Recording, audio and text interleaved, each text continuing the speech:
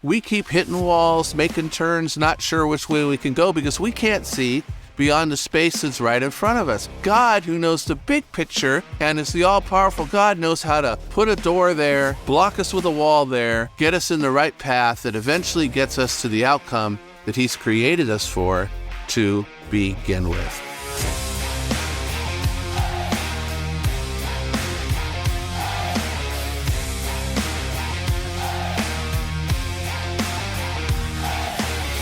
Welcome to episode 77 of the Audacious Faith Podcast. Can I ask you, who out there wants to be rich?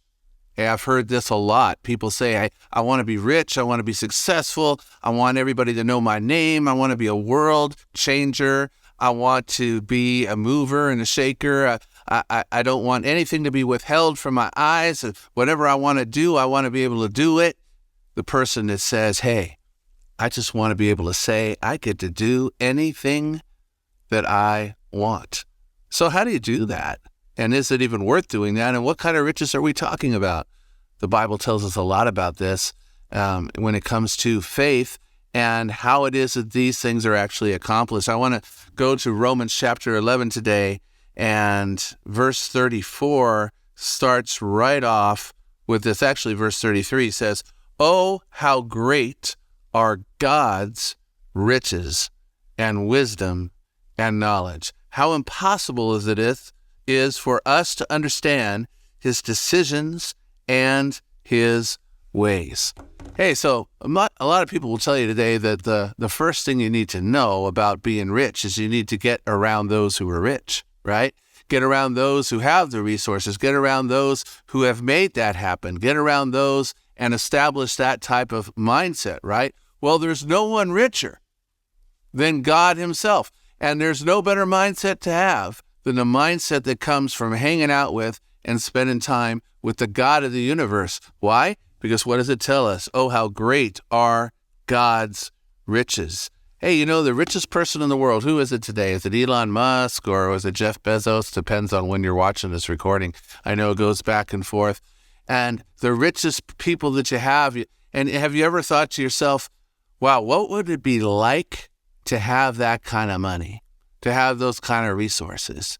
I mean, a lot of what you think about right now, the bills, the rent, when you go and you go to eat, and what do? You look at the right side of the menu to see what price it is. And then if you have other people with you and you have to decide, am I buying, or hopefully they're going to buy because, wow, this bill is adding up. And when you decide to have your air conditioner on because it's a little bit warm, but you're thinking to yourself while you're feeling that cool air, wow, my electric bill is just going higher and higher. These choices that we have to make when you have that vehicle that you really want, but it only gets 10 miles to the gallon, and then you're thinking, wow, do I even want to have this, or do I get something electric? Because after all, I'm going to be constantly dumping my money over at the gas station. What would it be like to not even think about any of that stuff that occupies your mind on a daily basis?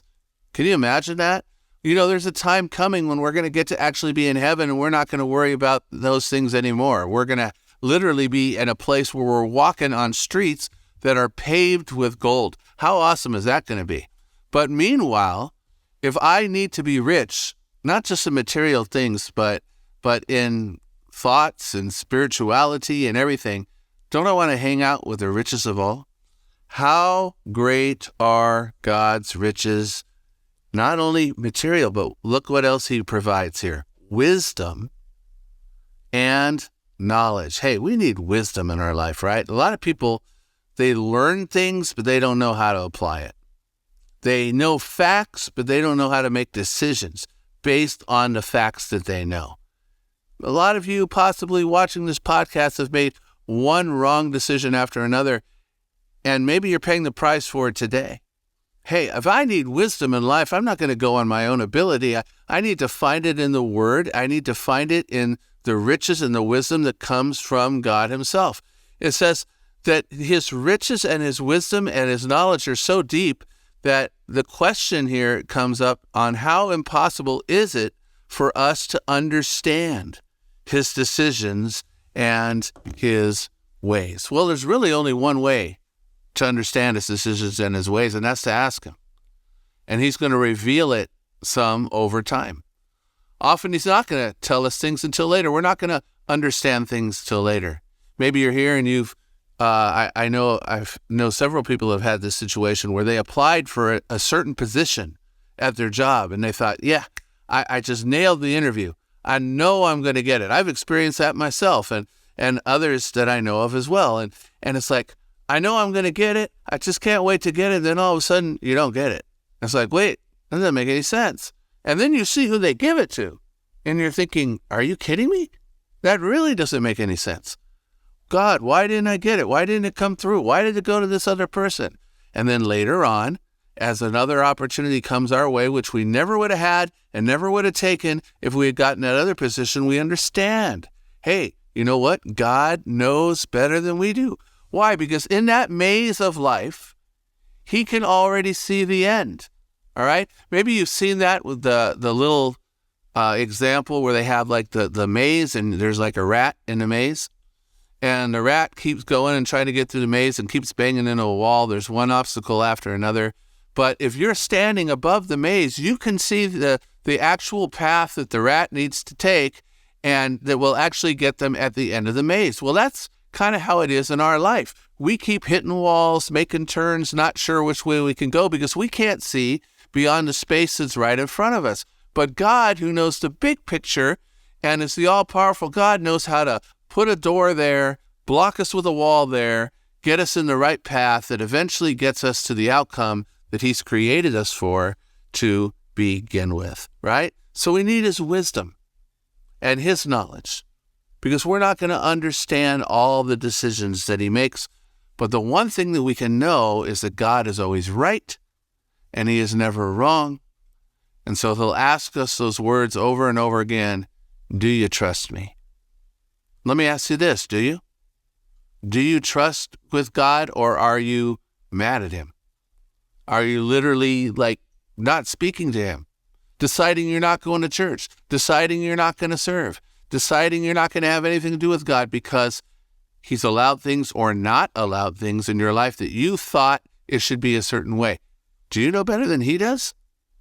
Think about this, do you? It says, verse 34, who can know the Lord's thoughts? Who knows enough to give him advice? Isn't it kind of funny when we argue with God? The God who made the universe, the God who is everywhere, and we're telling him how he's made a mistake, or why are you doing this? And we're even daring to question him. Who is it that we think we are? The small little person and compared to the big and almighty God who knows all, sees all, does all, and has been all in every aspect of eternity. We've got to really get ourselves in check sometimes, don't you think? Who knows enough to give him advice? Do you have advice that you can give God today? Something that he hasn't heard before? Maybe some insight that he's lacking? Let's get serious, right? And it says, and who has given him so much that he needs to pay it back? Hey, don't get into this trap where it's like, well, God, I served you. I did this. I helped this person. I spent this time. You owe me. God owes you nothing. Absolutely nothing. He owes me nothing. He's done everything for us already through what his son did for us on the cross. Now we owe him everything, right? For everything comes, verse 36, everything comes from him and exists by his power and is intended for his glory. All glory to him forever. Amen. I want to go over that last part because I've seen a lot of people make a mistake in this area, and it's an area that I've been tempted to make a mistake in as well, very often. And that is that when things go well, or things are accomplished, or things are provided, or maybe we now have a certain level of position, or we have a certain recognition, or we've earned a certain amount of income, or we've gotten to a certain prominent place. There's that temptation to sit back and to listen to those who come around us and say, wow, you're so good, you're so awesome, you've done this. How wonderful. And even to take our right hand and place it on our left shoulder and start tapping ourselves on the back, congratulating ourselves for a job well done. Well, let's be very careful, because all of our accomplishments and everything that's been provided and all that you have, do we understand that it's all come from Him? It's not from you. You may have had to put some work into it. You may have had to be a participant in it, but He's the one that gave you the opportunity. He's the one that gave you the ability, and He's the one that provided those good breaks or those great contacts and continues to do so. And as much as He is the one who gave it, He can also take it. Just like that. Let's not fail to recognize, as Proverbs 3, 5, and 6 says, in all your ways, what? Acknowledge Him. And then He will direct your paths. It's by Him and that we exist. Everything comes by His power. And why do we have it? Why do we have this opportunity? Why have we been given this success? For us? No. That's part of it, yes. But for His glory. All glory to Him forever. I want to encourage you that whatever God has done in your life, whatever you see, all the blessings, take a little inventory today. All the blessings that you have. Their family or different accomplishments, or maybe a great job, or maybe a good place to live, or even the fact that you're healthy and hopefully not in a hospital bed at this point. But even if you are, you're still alive, and you still have an opportunity to interact with somebody and to share with somebody and to be a blessing to somebody. As long as we have breath, we still have opportunity that God has given us every single day. Don't take it for granted. Every day that we have and every day that we live is an opportunity and for the purpose of bringing glory and honor to Him. And then if we know Him, we're going to get to be with Him forever, and all that's taken care of. But until then, there's still things for us to do while we're here. So move into that presence. Be grateful every day. Give Him all the glory. Acknowledge Him, because everything is a gift that has come from God. I hope that you've been doing really well. Feel free to contact me at any time. And I hope you'll be sharing these podcasts with others. If you don't want to miss a single one, you'll get notifications if you are sure to subscribe, because a lot of you that are watching are not subscribers. So make sure to do that by clicking that button.